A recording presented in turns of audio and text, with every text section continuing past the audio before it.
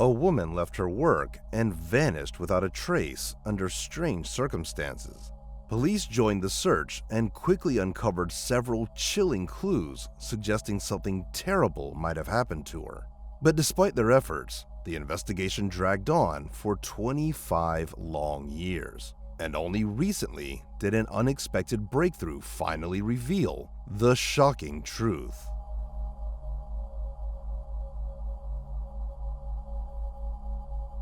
Kim Langwell was born on December 24, 1965, in Houston, Texas. She grew up there with her parents and sister, surrounded by friends, and was known for her determination from a young age. At the age of 18, Kim gave birth to her daughter, Tiffany. But shortly after, Tiffany's father left them, so Kim had to raise her daughter on her own. She moved to a town called Beaumont, hoping to start fresh and build a stable life for herself and Tiffany. At first, it wasn't easy. Kim often had to juggle 3 jobs at once just to make ends meet. But eventually, she landed a good position at a local oil refinery, which gave her more time to focus on her daughter. At this job, Kim also met a man named Ken. The two started dating, and before long, they got engaged, excited to plan their future together. On July 9, 1999, 34-year-old Kim had plans to spend the evening at a restaurant with Ken and her 15-year-old daughter, Tiffany. That day, she was scheduled to finish her shift at work around 5 p.m., head home, and then go to the restaurant. At around 5:15, Kim called Tiffany to tell her about those plans. She also mentioned that she had some things to do before heading home and might be a little late. By 6:30, Ken arrived at her house, but Kim, for some reason, still wasn't there. He and Tiffany tried calling her, but she didn't answer, which was quite unusual for her. As the hours passed with no sign of Kim, Ken became increasingly worried. Finally, at around 10 p.m., he decided to search for her. He drove along the route Kim would have taken from work to home, checked local stores, and stopped by other places she might have been. But there was no trace of her anywhere.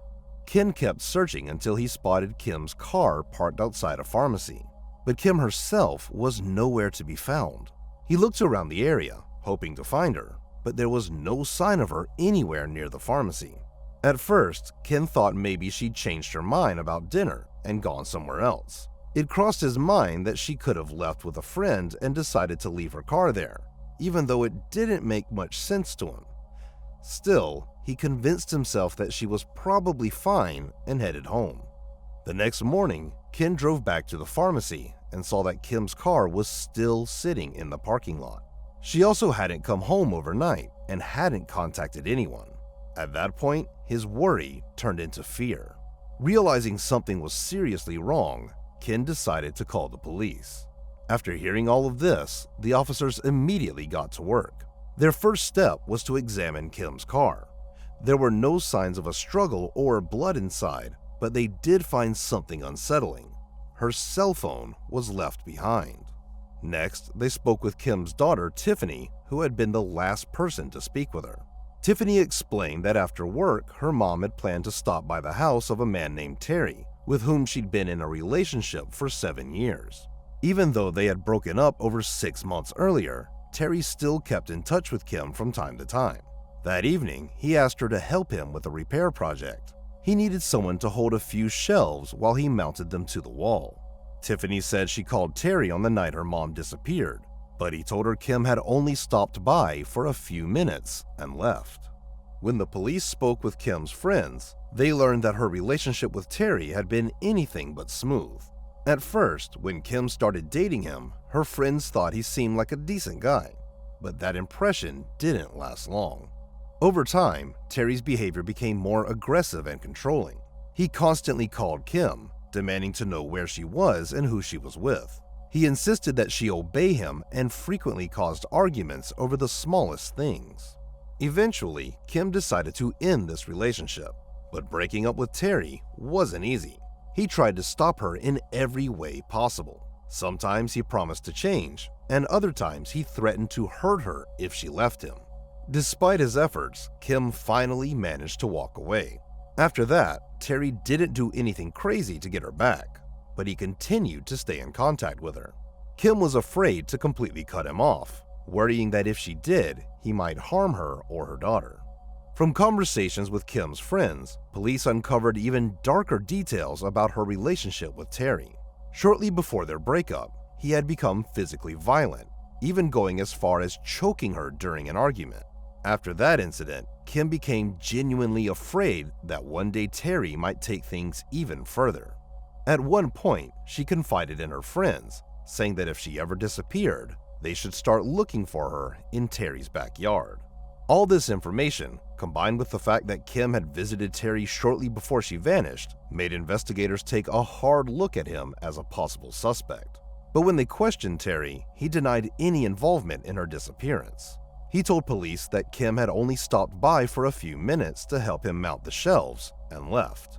Terry also claimed that about 4 hours after Kim's visit, he went to a local bar and spent the rest of the evening there. This meant Terry had no alibi for the time Kim went missing, and his motive seemed clear. Investigators got a warrant to search his home and combed through his property, but they found nothing. No trace of Kim, no belongings, no blood, nothing to link Terry to her disappearance. Forensic experts also examined Kim's car, but didn't find any clues either. In the end, police couldn't uncover any evidence linking Terry to her disappearance or anything that could explain what happened to Kim. But soon, a new suspect entered the picture. Kim's friends revealed that she had repeatedly complained about her boss, Frank. Not long after she started working for him, Frank began showing her unwanted attention. He openly flirted with her, despite being married. As time went on, Frank began writing her love letters, trying to convince her to start a relationship with him. In total, he sent more than 100 letters. The whole situation made Kim uneasy. She was afraid Frank might fire her one day just because she didn't feel the same way. In fact, Kim had been so uneasy about the situation that she gave all of Frank's letters to her close friends, asking to hold on to them in case anything ever happened to her. The police reviewed Frank's letters, and their content made it clear he was completely obsessed with Kim. On top of that, Kim had confided in her friends that Frank would slowly drive past her house several times a day. Sometimes he'd even park across the street and just watch her.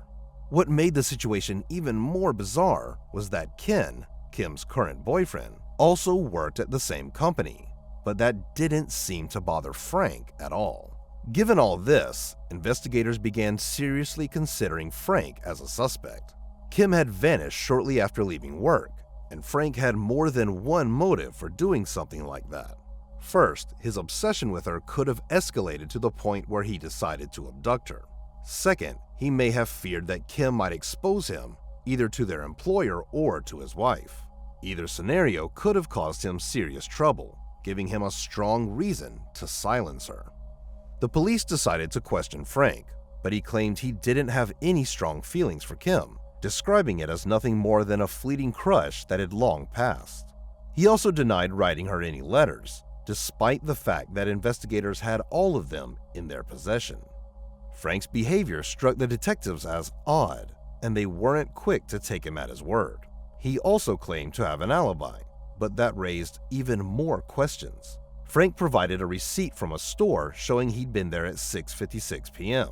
However, in theory, he still had enough time to abduct Kim before that.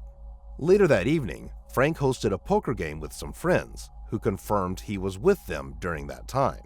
But there was still a window of over an hour between the time Kim left work and when Frank's alibi kicked in, a period for which he had no explanation. Despite their efforts, the police couldn't find any evidence linking Frank to Kim's disappearance, so they shifted their focus to other potential leads.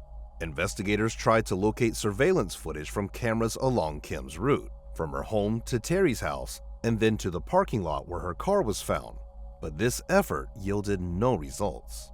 They also reviewed her phone records and discovered that her last call had been to her daughter, with no further activity afterward. The detectives then concentrated on search efforts, scouring the city and its outskirts. Volunteers joined in, and police made a public appeal, asking anyone with information to come forward. Yet, despite these efforts, they made no progress. At the same time, more reports about Terry's odd behavior started to surface. Just days after Kim's disappearance, her sister decided to confront him at his home, as both she and the rest of Kim's family strongly suspected him. However, Terry appeared not only indifferent to Kim's fate, but went as far as openly mocking her relatives, showing no sign of concern for the missing woman. Another interesting observation came from Terry's employees. He owned a small business, and his office was located on his property, so his workers frequently came by.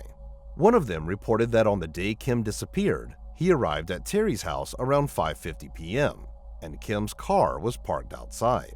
However, he didn't see Kim herself. Considering that Kim had left work around 5:15 p.m., this raised some serious questions. Terry had claimed that she only stopped by for a few minutes, but his employee's account clearly contradicted that. Soon after, the police received another lead. Multiple witnesses reported seeing a tow truck owned by Terry near the parking lot where Kim's car was eventually found. According to them, the tow truck was there at around 6:45 p.m., which didn't align with Terry's alibi of being home all evening.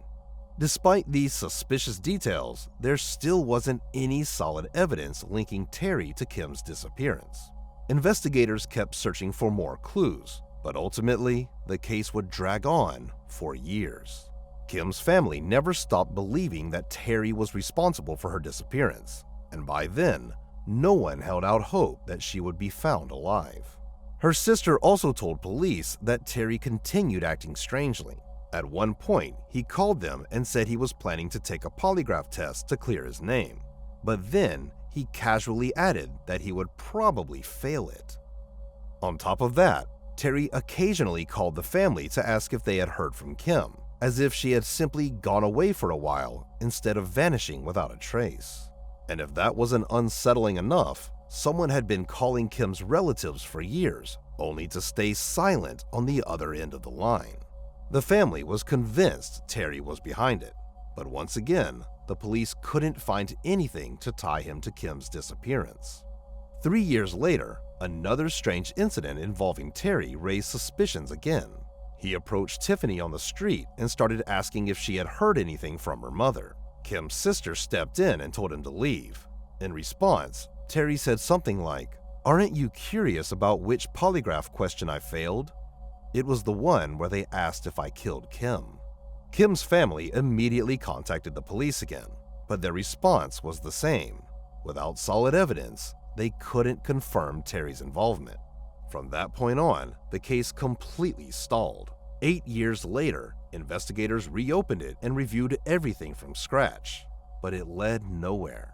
Terry, by then, had stopped cooperating with the authorities and flat out refused to answer any more questions. This went on for many years, until early 2024, when the Oxygen True Crime documentary team took an interest in Kim's case. They decided to create an episode about her disappearance and launched their own investigation.